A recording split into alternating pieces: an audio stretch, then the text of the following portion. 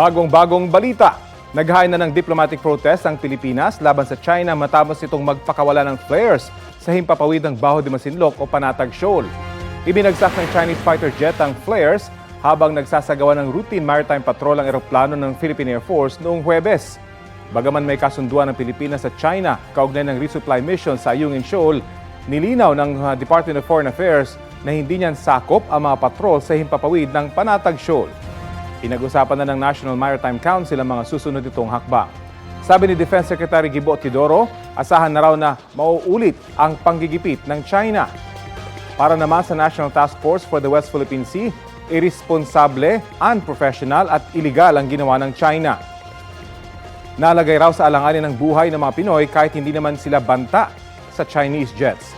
Dagdag ni AFP Chief of Staff General Romeo Browner Jr., delikado ang mga flare dahil posibleng mapunta ito sa mga propeller o kaya masunog pa ang eroplano. Una nang iginiit ng Southern Theater Command ng Chinese military na iligal na nang himasok umano sa kanilang training ang eroplano ng Pilipinas. Kapuso, alamin ang maiinit na balita. Bisitahin at mag-subscribe sa GMA Integrated News sa YouTube. Sa mga kapuso abroad, samahan nyo kami sa GMA Pinoy TV at sa www.gmanews.tv.